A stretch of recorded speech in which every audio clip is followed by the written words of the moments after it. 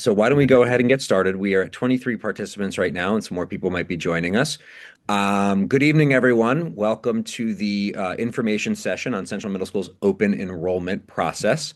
We are here tonight to share just some general information about the new building and sort of a little insight into the culture and opportunities that exist at Central Middle School, as we are excited to provide the opportunity for families that may be zoned for Eastern or Western to potentially take advantage of open enrollment, a brand new school building, and all that Central has to offer, which, of course, everyone on this call is very proud of and very biased toward. So I will say it up front. We are here to celebrate everything Central. So starting with introductions, my name is Tom Healy. I'm the principal of Central Middle School. I have been here as the principal for 10 years. This is my 10th year. I also went to Central Middle School as a student, and both of my children are alumni of Central Middle School as well. So I have navigated that process as a parent of middle schoolers.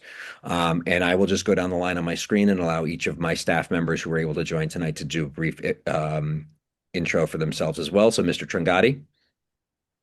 Hey everyone, thanks for coming tonight. I'm Scott Tringati. I'm one of the assistant principals. I've been at Central. This is my 11th year. Uh, I love Central. It's a great community, great group of teachers, great students. We offer a lot, and we're excited to share all that with you tonight. Thank you, Mrs. Shosted. Hi, everybody. I'm Lauren Shosted. This is my fourth year as an assistant principal at Central Middle School, and I too love the environment, the staff, the students, and we are very much looking forward to the new building, and we're looking forward to welcoming everyone to the school. Mrs. Palange. Hello, I am Leslie Palange. I am the current sixth grade counselor at Central, looping with the students. I'll be a seventh grade counselor next year. I have been at Central for 22 years, and I have a current Central eighth grader, and my older son, who's a junior at Greenwich High, also went through Central. Thank you, Mrs. Alfano. Hi, I'm Colleen Alfano. I'm the current seventh grade counselor, but as Leslie said, we loop with the students. So your child will have the same counselor for all 3 years. And I'm going to outdo Miss Palange. I've been at Central for 30 years. and I just love Central, love the administration, love the staff. The kids are awesome. And we're really excited about our new building. And Mrs. Petrofaso. Hi, I'm Amber Petrofaso. I'm an English and avid teacher. Been teaching for 24 years. I was a student of Western Middle School. I actually taught at Western Middle School, and then I came over to Central. I love it here. I'm excited for the new building. I have a current eighth grader at Central Middle School, and I will have twins who are in fifth grade coming up to Central Middle School, and we are so excited. Excellent. Thank you. So this is just a little representation of our school staff. One thing I will We note. have Ms. Bressler. Oh, she's not on my screen. I'm sorry, Sorry, Mrs. I'm gonna just pop on. There Hi, you I'm are. Jen. Hi. I am sorry. Jen Bressler, eighth grade science teacher. I've been teaching in Greenwich for 25 years, and 17 of them have been at Central. It is truly a great community. It feels like family when you walk in the doors. And we are all, as everyone has said, so excited to be in the new building next year. Thank you for catching that. So as I was saying, yes, we are a representation of the Central staff. I want to make note of the fact that we do have the Q&A function open. I plan to go through this presentation and share general information, as I said. And there will be time at the end for questions if we have any. So we'll try to go through those in a systematic way and also kick those over to the appropriate staff member based on the potential questions that you have. So feel free to populate the Q&A as we go through, and we'll make sure we get as many questions answered as we can. Mike, next slide, please. So, as you may be aware, hopefully, as you are here tonight, we are in another round of open enrollment. The first round was sort of an interest survey to see who might be interested in looking at a different middle school option for their child. After that, we realized there was some interest, and the PTA and I got together and discussed opportunities to share everything about Central in a wider way, in a wider range way. And this is where this presentation tonight came from. So, just a reminder, any Greenwich resident whose child is zoned for Eastern or Western. So again, that could be a private school family who's considering public school, but maybe your public school is Eastern or Western and you're interested in the new building. As long as you are a Greenwich resident, the open enrollment process is open to you. This form for the second round is going to remain open until midnight on April 3rd, right before the school's April break, or I guess the first day of the April break. And we have about 15 spaces for sixth graders, 15 spaces for seventh graders, and I believe we have 8 spaces for eighth graders open in this next round. If there are more than that number who have expressed interest in coming to Central, then there will be a lottery held before April 8th. One thing to note, though, unfortunately, we cannot provide transportation for you. I know that is actually a reason why some people have potentially reconsidered, but hopefully that is not too much of a barrier. But getting your child to and from school will be something that you would be responsible for. Next slide. A couple of facts about the new building. You will see shortly the orientation of the new building, but we officially broke ground on December 20th of 2025. The planning for this, the idea, the concept, the what we call educational specifications, actually goes all the way back to February of 2022. So this has been something that I have been working on for that long. And the fact that we are as far along as we are and set to open on August 4th is our substantial completion date right now is extraordinarily exciting. The concept for Central Middle School, for those of you who weren't following it when we discussed it, was that we were really focused on what is the best educational model for middle schoolers, and how can we leverage our interdisciplinary teaming model for dynamic learning experience for students. From that concept and from the input of all of the staff members, we were able to work with the many, many, many professionals and extraordinary volunteers, and especially the building committee members, to come up with a building that is set to comfortably hold up to 660 students at approximately 125,000 square feet. It is a building that exceeds the Connecticut high performing building standards.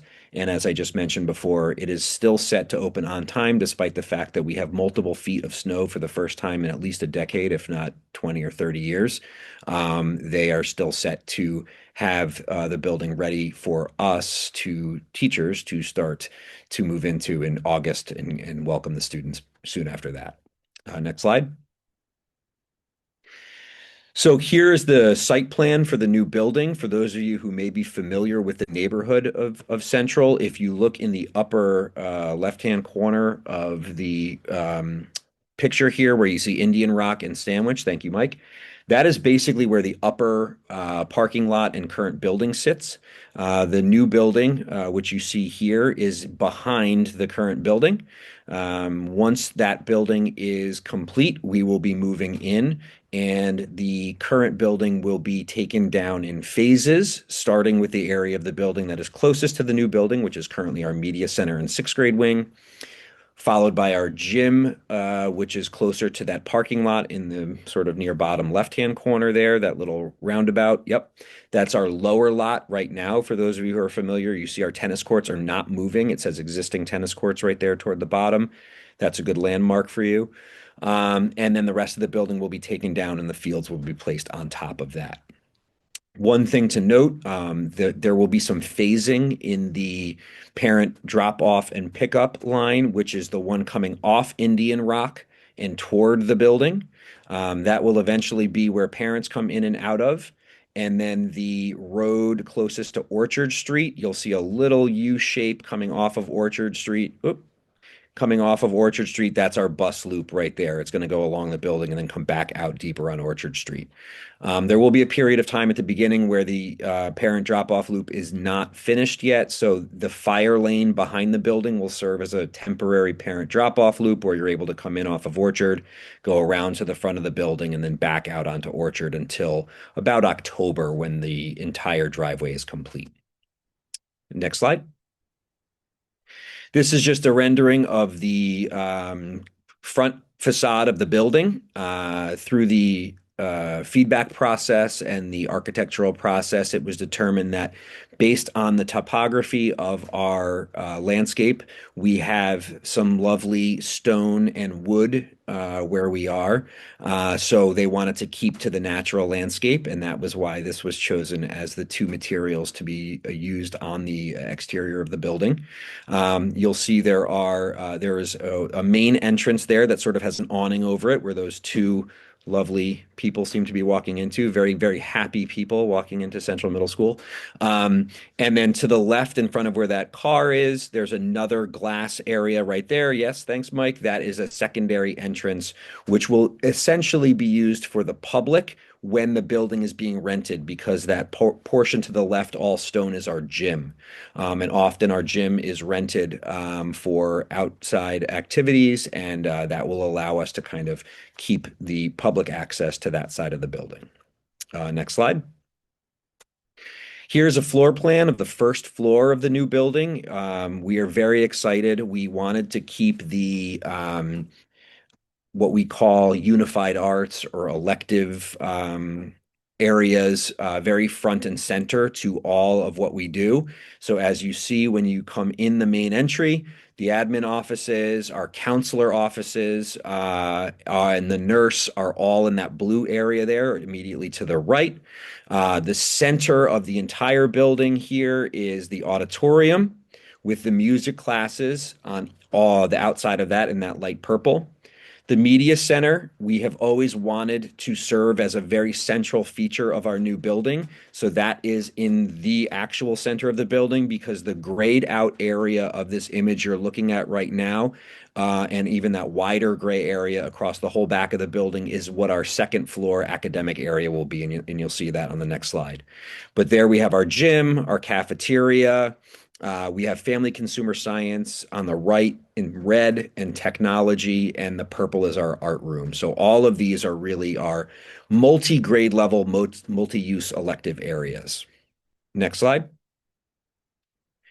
So now you can see from this where the academic areas are. So you still have the gym in green and the auditorium in purple to help orient you. There are those two corridors that are leading on either side of the auditorium up toward the academic wing. So you have one right there where the cursor is going and one on the other side. What we have done to structure this building in these academic areas around our students is we've made them by grade level. And then within the grade level, we've also made them by team.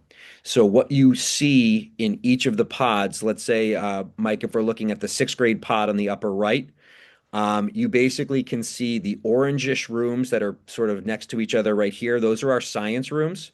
And then if you go kind of clockwise to the right, you have a science room, and then you have your regular academic classrooms. So you have 1, 2, 3, 4 regular academic classrooms along with your science room, and the same thing on the other side with an additional classroom, which is one of our world language rooms.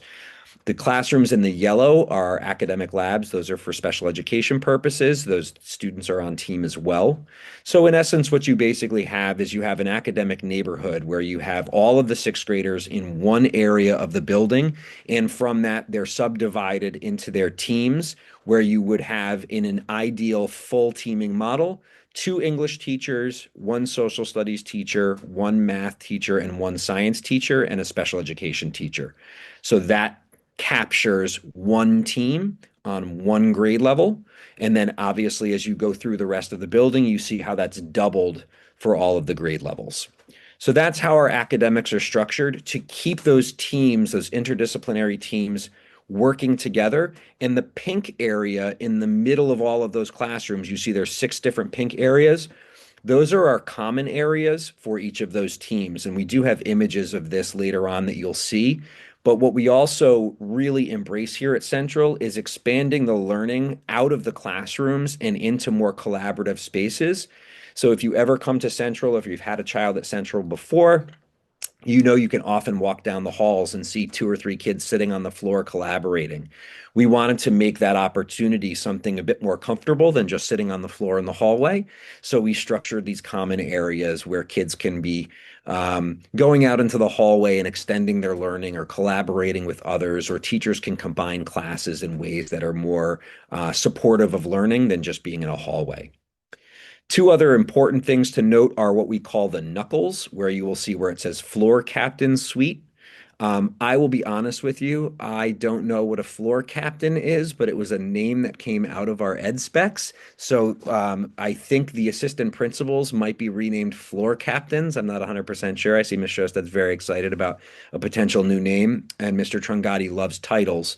So anything we can add to that list would be great. But joking aside, in those areas between all of the academic buildings, we have actually been very strategic about the support staff that is there. So in those areas, you will find an assistant principal, either a social worker or a school psychologist, and many of our intervention or smaller group teachers like English as a second language, special education, speech and language services, all in those areas. But we felt it was very important to have both an administrator and at least one of our mental health professionals, school psychologist or social worker, have their home near where the kids are most of the days.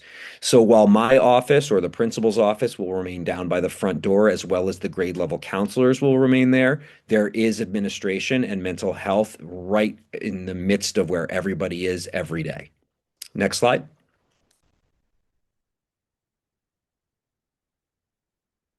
So these are just a couple of quick architectural renderings of what the new building will be looking like. This is a view of the front door from inside the corridor, basically right where the administration wing is, looking out the main entrance. So you can see what we have in this little vestibule here. This is what is often named the man trap, and it's interesting. There is, I think, a man in there. So you will have to buzz in one set of doors and come into this little vestibule, of which there will be a greeting reception area for our office staff. That is why that person is facing that way. And then you'll have to be buzzed through another set of doors to come into the actual building. To the right side of the screen where there's two students are sitting, that is a corridor that will get you to the other side where the gym is, and in between that is the walls to the auditorium. Next slide. This is basically the same position, but facing the opposite way. So to the right, you have the waiting room of the main office. And then looking down that hallway, you can see at the very far end, there's a dark area with some light at the top. Yep, right there. That is actually the staircase that takes you up to the academic wings. So this would be one of the main thoroughfares for students to go up to the second floor, heading down that way with the music classrooms and the auditorium on their left, and eventually the nurse's office and family consumer science on the right. Next slide. This is a closer view. So as you can see where this happy young man is leaving some class that made him very excited. There is a family and consumer science room behind him, and the stairs going up to the second floor. Right behind underneath the stairs, we will have some areas where there can be some small breakout space and also some areas to display. You'll see some artwork that's displayed there. Our art teacher is in that back right-hand corner, and she's going to have some display areas in both of these sort of common spaces. Next slide. This is a view, same area, but just a little bit more to the left. You can see this is one of our courtyards. We have an east courtyard and a west courtyard on either side to bring greater natural light to some of the first floor areas that are set back in the building.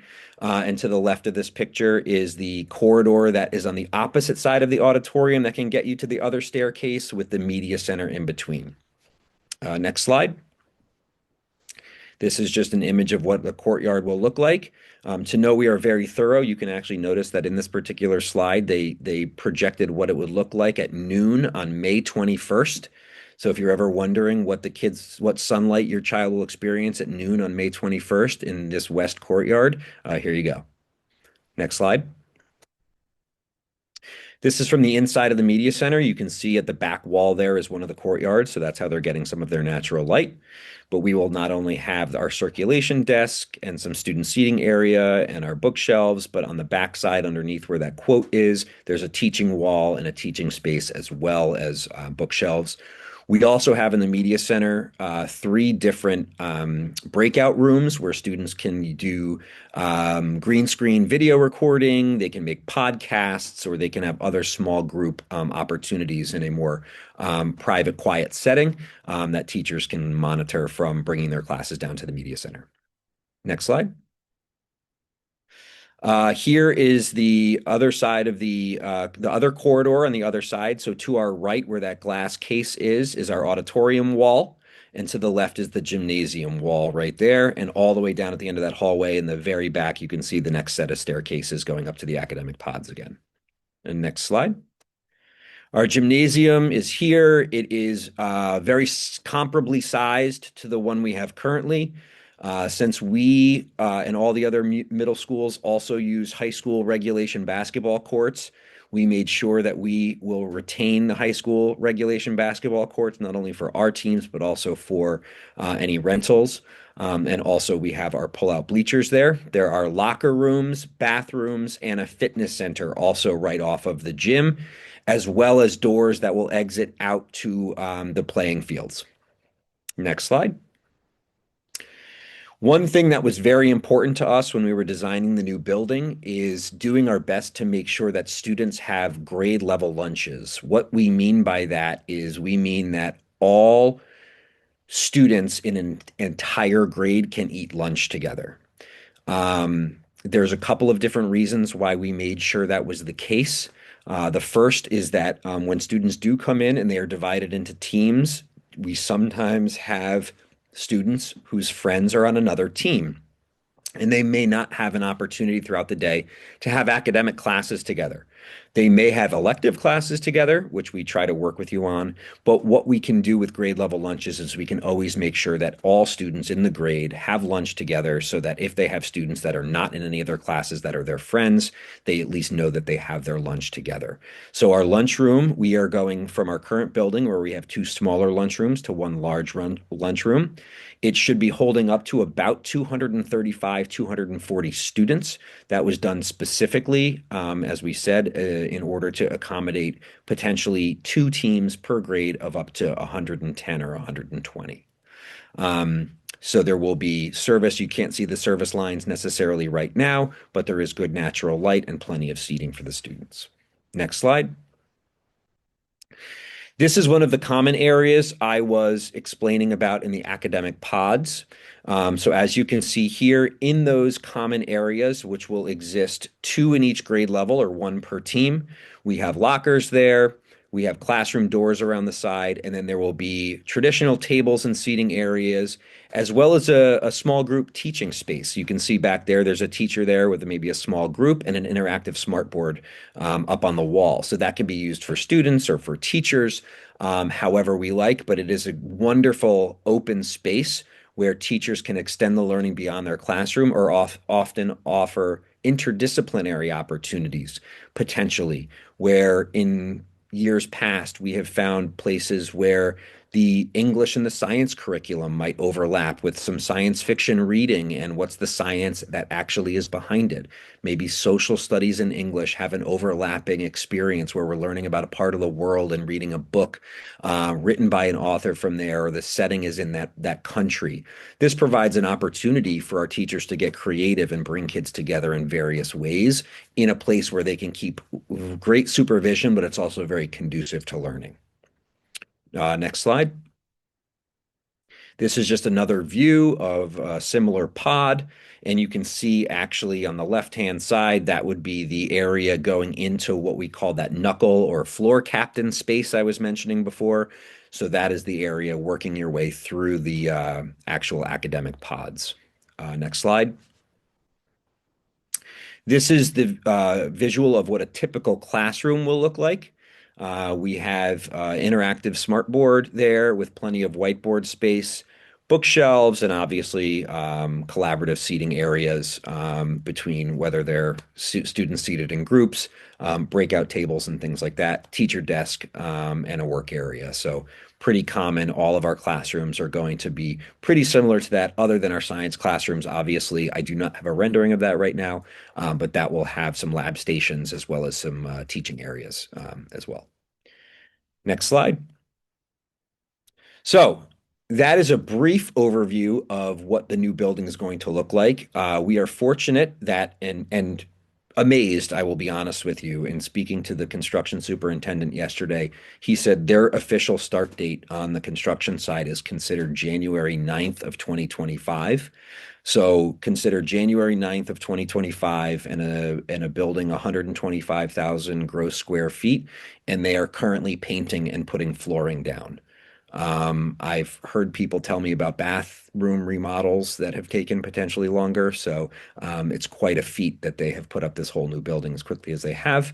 And we're very excited. It really is coming together. And I've actually had the opportunity to start bringing some of my teaching teams over so the teachers can start to see the classrooms that they're moving into and prepare themselves for this wonderful new space. Next slide. Construction work in March. I believe firmly in transparency and honesty. I don't know what some of these things mean because I am not in the construction work. Energize the switch gear. That sounds electrical and should be awesome, as well as climate control systems. I do know what drywalling and taping is, so that's good. They're completing the first floor now, ceiling installation, classroom pods and corridors, and they're putting in the installation and also continuing with a lot of the site work, connecting the power source to the building to have permanent power, I believe is actually set for the end of this month. Next slide. So one thing I wanted to talk about, and I'm sure the teachers and staff that are on here would emphasize, is what our belief about education is. So a number of years ago, we sat down as a group and we got feedback from parents and kids and the staff, and we decided, we needed to re-up our mission and vision statement, and this is what we came up with. That CMS, all learners are empowered for active participation in their community through purposeful, authentic, and personal learning opportunities.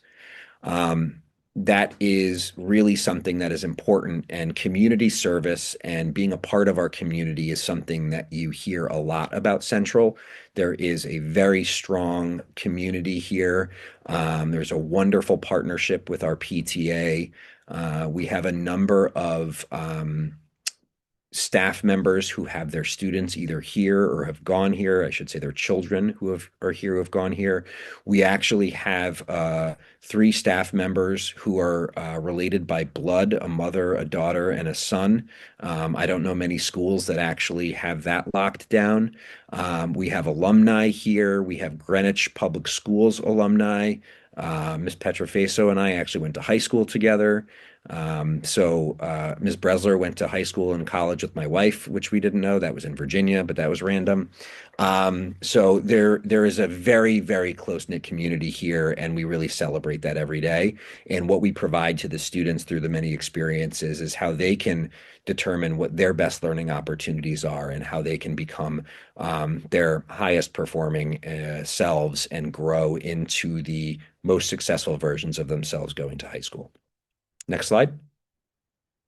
Okay, so here we go. This is the next series of images that are taking us through some of the very many exciting things that happen at Central Middle School. So for my team on the call here who did not rehearse a presentation, I'm going to speak a little bit, but please, I ask you jump in if there's something that you wanted to highlight that I bring up. So what we have here is we have pictures of 3 of our academic teams. So we have our science team, we have our debate team, and we have our math counts team. Those are all academic teams that have actually placed in the top 5 in the state of Connecticut over the last few years. We really celebrate competition here, but that competition is not just about athletics. It's also about academics. But beyond that, it's also a really excellent way to build community around students with similar passions. So these are some of our competitive academic clubs or teams that we have at Central that meet and perform very highly and regularly and actually feed well into the high school programs that exist in those areas. Next slide. Every year, Central puts on a school play. This year, we are doing Seussical, the musical. We have show dates on Friday, March 20th at 7 p.m. And then there are two, a matinee on the 21st on Saturday at 1, and then an evening show at 6.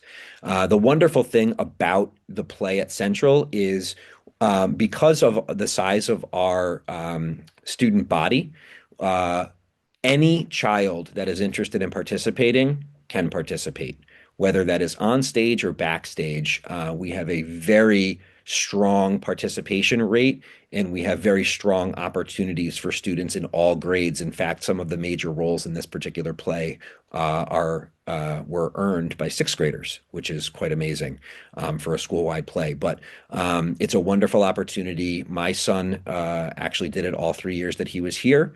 And while he is an athlete and a musician as well, he really got the acting bug and enjoyed every minute of his time there. So it's a wonderful thing. And again, based on our numbers, we have a really high participation rate. Next slide. Here we have images from Outdoor Classroom, formerly known as Nature's Classroom. These are some sixth graders who are engaged in various activities at a camp in upstate Connecticut that have just really enjoyed a out of comfort zone experience for them. And I'm going to actually put Mrs. Palange on the spot as the sixth grade counselor who got to witness her students engage in this activity. Yeah, I mean, there's no other way to explain it except awesome. A lot of the kids, it was their first time away from home, and it was very hard for the parents to allow their children to go. But I think this year we were in Massachusetts, like just over the border. So they were up there for 3 nights. And I will say that although we had some tears, every single child stayed the entire time. The strength of these kids, I mean, they actually just, I think it was yesterday, one of the science teachers was saying something, and one kid was like, I want to go back to Nature's Classroom. They still sing the songs, they still talk about the counselors. It just is an awesome way at the beginning of the year, especially the beginning of middle school, for these kids to bond, for them to see their teachers and staff kind of outside of the classroom that were real people too. And it's just incredibly rewarding from the adult perspective, but I think the kids got just as much out of it as we did. Yes, very exciting opportunity, something that one of our science teachers in sixth grade was very passionate about and got everybody else excited about, and does a lot of work to make happen. And it is really all about the kids, and they love it. So next slide. All right. So here are some images from, I believe one of them is actually still Nature's Classroom, but two of them are from our 7th grade mountain workshop experience, which is a team building day down at Todd's Point, where the 7th graders engage in various activities to build collaboration, leadership, and teamwork skills. And Mrs. Alfano was down there for that. So Mrs. Alfano, did you want to say a few words about the mountain workshop experience? Sure. It's one of my favorite field trips. The students have an opportunity to be, right here in our hometown, down at the beach. Invariably, we almost always have great weather, perchance, even if it's a little chilly. It's sunny. We're outdoors. The kids can relax. The mountain workshop people have consistently been phenomenal. with challenging students. They call it challenge by choice. Nobody's forced to do anything, but you even see the more reluctant students wanting to participate in the activities and really getting excited, partnering with people that may or may not be in their classes, so they get to know new people. And it's just a great experience and an opportunity to learn outside the classroom. And so you know what you're looking at. One of the challenges is to build a raft and actually row it around a buoy. And that's what the students are doing. And much to the enjoyment of the teachers, oftentimes they end up in the water. So that is fun, and they all laugh and have a great time. And then the bottom right-hand corner, that is actually our Avid 8 elective class. So I'm going to allow Mrs. Petrofaso and then maybe Ms. Bresler, because there's also some other experiences, that extension experiences our Avid program does. They could talk a little bit about that. So we'll start with Mrs. Petrofaso, maybe with the Avid elective class. Sure. So I'm one of the Avid elective teachers. I taught Avid elective at Western Middle School and I'm continuing over at Central. It is one of my favorite programs by far. And even if your children aren't in the Avid program, we infuse so much Avid in what we do. And sort of like the basic understanding of Avid, I like to think of as like the old way of doing things, focused note taking, learning how to be organized, using our planner, different kind of Socratic seminars and accountable discussions. So not only is it the Avid elective, but infusing all of those great Avid strategies into our everyday teaching. The Avid elective itself is super special. We have it's college and career readiness and exploration and going on college field trips and exposing kids to new things that they might not know about before. Just getting kids ready for what's in the future. Middle school kids tend not to think about anything past middle school. And so in Avid and the Avid elective and in our academic classes, just kind of thinking outside of the classroom, making the connections with different things that you might be good at, different things that you might be interested in. So it's one of my favorite programs. And there are opportunities that this particular elective group gets to enjoy that Ms. Bresler has helped us organize through local rowing organization as well. So do you want to talk a little bit about that? Sure. It's a great day. We take the kids down to the Greenwich Water Club in Coscob, and they get to learn how to row first on the rowing machines on land to get the basics of the stroke. And then we take them out on the water in the eights, and they get to actually go out on the Mianus River and paddle around and just learn a little bit about what the sport is and what scholarship opportunities are available if they're interested in joining the program. And there's always a pizza lunch, which is always a highlight for the kids as well.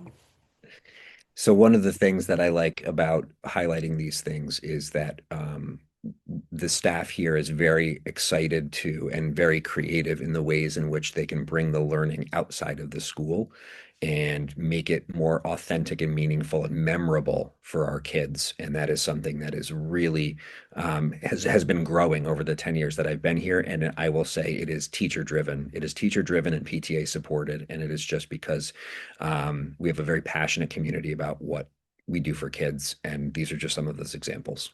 Next slide. In addition, as I said before, I mentioned a little bit about competition. So every year we have a dodgeball tournament where we raise money for student council and other local charities. Here's an example of the student versus student portion on the right and some of the fans. And actually, these are teams also waiting to play. Probably the most exciting part at the end is that the winning student team gets to play the teacher team. And I will say there's very little that you will find more obvious excitement or enjoyment from other than looking at a middle schooler who is about to throw a ball at their teacher. That might be one of the most exciting moments of a young person's life. So it's always wonderful. We raise a lot of money and just have a lot of fun. So one of the traditions that we have here at Central. Next slide. Another tradition that has come back in the years that I've been here is our grade level dances. These are pictures from our 6th grade dance. So just a fun evening. It's an early evening. We've been hosting it usually on a Wednesday night from, I think, 5:30 to 7. There's food, there's stuff to drink. We have a DJ. The sixth grade team does a great job of decorating the entire gym, and then the kids just have a great time. I was sensitive to the fact that at the bottom two pictures, it was the girls were together and then the boys were together, but I did want to show you that in fact, at some point they do integrate. So that's what the top picture is showing, is that there is some common dancing altogether. Although the boys seem to get the limbo award on this one. That's pretty impressive. Next slide. These are just some staff pictures, just a reminder of, again, the community and the fun that we have here. We have Spirit Weeks here. Upper right-hand corner is one of our sixth grade teams on Halloween, fully embracing the current events of the day for Central. In the bottom right-hand corner, that is our awesome food service team. We have a really wonderful group of food service workers who really love what they do and connect with the kids and work well and are really just a complete part of our staff. And then on the upper left-hand side, those are a few members of our mental health team who went from twinning day to triplet day to quad day, I guess, quadruplet day. That is two of our school psychologists, our speech pathologist, and one of our social workers. Next slide. Not to brag, but we got to throw some banners up there. These are a few of our teams that we have had, our championship teams. We have our volleyball team up there and our boys A basketball team. Boys A basketball won the banner for the year, beating Western at Greenwich High School. Next slide. Not to be outdone, our girls also competed hard. They unfortunately fell in a very close battle in the championship, but also had a great time. But one of the other things that we do here as a tradition is we hold pep rallies. So you can see in the upper right-hand corner, we bring the entire school into the gym and celebrate our student athletes and make them feel really special and bring the community together. And then the picture at the bottom there in the signs, one of the other special things we do is we actually organize a fan bus. If we make it to the championship game, we get an extra bus for kids to sign permission slips for their parents to be fans and go over to the game and cheer their classmates on. And that's always a real hit. And we fill the bus with typically about 30 kids, which is wonderful. Next slide. Not to be outdone in terms of sports, but we do have a number of other clubs and opportunities here. So this is just a few of the examples of things that are going on here at Central, some of which I've already talked about, some of which I did not. Currently, we are in March Madness, and so we have a 3-on-3 basketball tournament going on right now. Again, that is a student versus student basketball tournament that will eventually turn into a winning student team versus a teacher team. So that's always, again, will be another school-wide event. Very exciting. And then we have many after-school clubs on Mondays, Tuesdays, and Thursdays when we have late buses. So we have a homework club, a running club when the weather's better, a pop-up cooking club where they make things like cheesecake or cookies that I'm always trying to get a bite of on their way out. Garden club, comic club, free to be me, pause for a cause, yarn and craft. And then we have a lot of music opportunities as well. We have select ensembles in band, orchestra, and chorus. And then one of the other nice features is our PE teachers actually 3 days a week open the gym in the morning early. So they open around 7:30 and kids are allowed to go in and have basically open gym for about a half an hour, 40 minutes before school starts. Next slide. A few other things to highlight. Pretty amazingly, about 2/3 of our student body actually participate in one of our performing groups, either our band, chorus, or orchestra. Currently, based on our class sizes and staffing ratio, we actually offer a weekly advisor base where our students are at a 12-to-1 or less environment once a week, getting to know a teacher, going through social emotional learning lessons, and really just being able to connect to an adult in their grade level on a whole different level than academics. We are strongly staffed from a mental health perspective. As you heard earlier, we have a grade level counselor in each grade, and they loop with their students. So Mrs. Davis, who's probably actually on her computer at home right now because she has the very challenging job right now of transitioning the 8th graders out to Greenwich High School and welcoming the 5th graders in as 6th graders. So every third year, it is a crazy year for our counselors, but they love it. That's why they've been here for 30, 22, and Michelle's probably close to 18 or so years herself. We have two full-time school psychologists, a full-time social worker, and all three middle schools also have an additional full-time social worker, but who's employed by the Kids in Crisis organization that's known as our Teen Talk Counselor. One other thing that we're very proud of that we've expanded on in the years that I've been here are opportunities to invite parents in to view the learning. So our sixth grade ELA teachers, oftentimes they do a Utopia unit and they bring in parents to learn all about what their students have created as their utopias and what through the learning of reading novels based on that. Eighth grade, our social studies teachers have a sort of a debate of sorts where we have patriots and loyalists. Our students have either side, and they come in and they explain their reasoning for either supporting the king or supporting independence. Eighth graders participate in a capstone project and experience, and by the end of that, we have a community day where they are able to share their learning with parents and family members.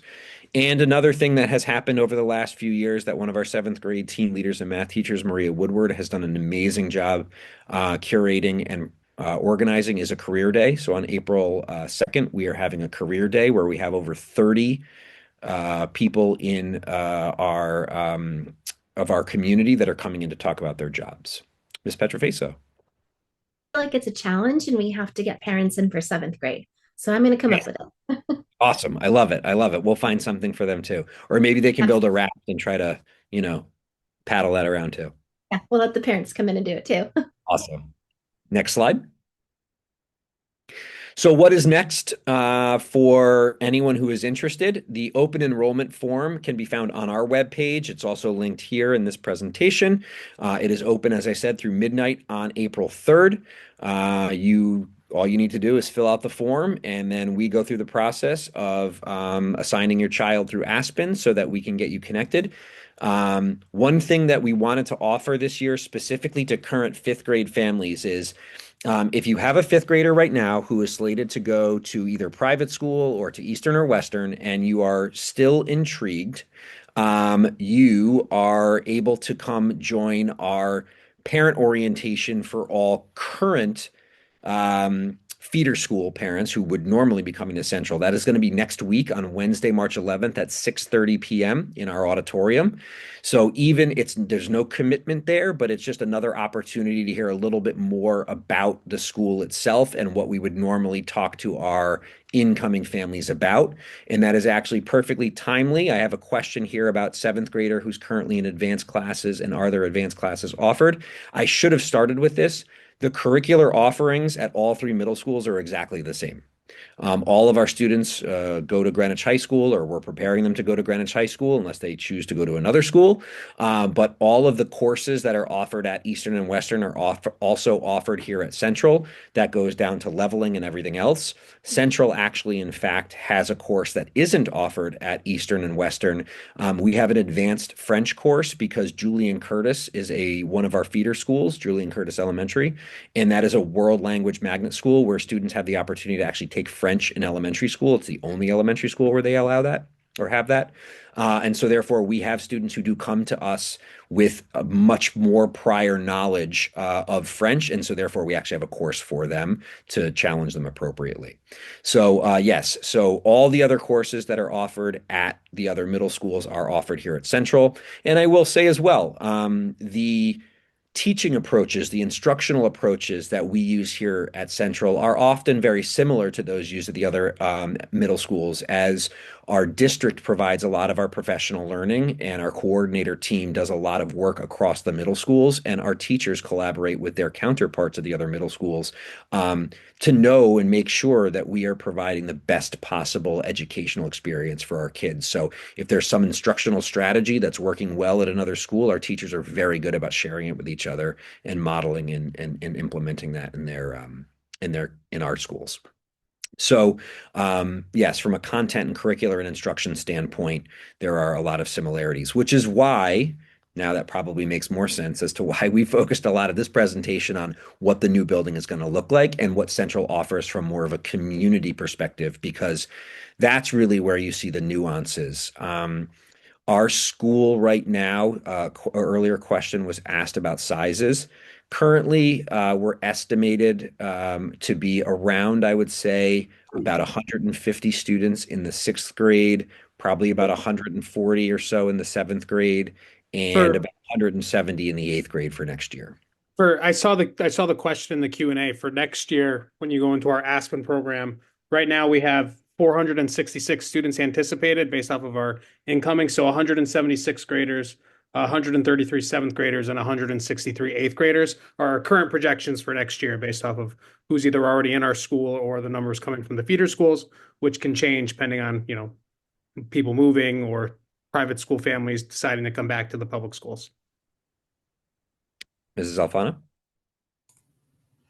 Hi, just to kind of piggyback on what you already said, Mr. Healy, about the courses being the same and the teacher training throughout the district. I'm IB trained and AVID trained, and I have to say that I find that the teachers at Central Middle School are incorporating IB and AVID strategies like throughout.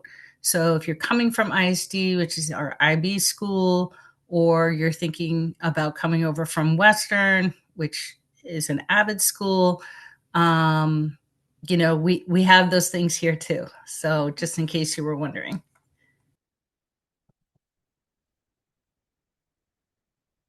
Perfect. Thank you very much for that. Yes, again, and I will say, I collaborate very closely and very well with Mrs. Coyne and Mr. Garino at Western and Eastern, and we do share our ideas and our best practices and work very collaboratively. So I hope that the understanding here is that we are fortunate in Greenwich that we're having an opportunity to say, hey, we have this brand new school, this larger building. All the kids are going to Greenwich High School. If you're interested in taking advantage of that, please come on over. This is not at all, a knock on any of our other middle schools. It really just is an opportunity to take advantage of a brand new facility, and still have access to the same content and curriculum that you would at in either of the other middle schools. Just for on a personal level, and actually a few of us on this call as parents can say this. My children went to North Miamis, as did Mrs. Palanges and Mrs. Alfanos, and all came to Central for middle school. We have children from various feeder schools come to our school each year. I would say upwards of 10 or so in each grade level that are from our non-traditional feeder schools. And they are well integrated quickly with the rest of their cohort. So, additionally, if you do have a child who is currently in sixth grade or currently in seventh grade, we also have a few kids typically over the summer who move in as well, and they are able to fold in easily also. So, this is not new to have students who aren't typically, zoned for or feeding into Central to come to us and for us to be able to fold them into the community very quickly and very easily and very seamlessly. Or I guess as seamlessly and easily and quickly as a middle school transition can go. So with that, we do have a few more minutes if there are any other questions. I don't see any in the Q&A right now, but we will remain here until 8 in case some pop in. But other than that, I just wanted to thank those of you who joined the info session today. Hopefully you got a little sense of what Central is all about and what the new building will look like. And obviously, we are happy to answer any questions. I know, Mike, you had pulled the presentation down. I'm not sure if people saw my email, and Central MSPTA is also the email. If you had questions for any of our current parents, I was saying that sometimes you might just want to hear from a parent about how things are and not the staff that works there. So our PTA co-presidents are happy to receive any questions or inquiries you may have at that email. And and get back to you and provide you with any information. And otherwise, again, if you have questions for me, that's my email right there, and we'd be happy to get back to you as well. But other than that, that is the presentation that we have for you this evening. And again, I hope you consider open enrollment for Central Middle School for your child for next year. And thank you very much.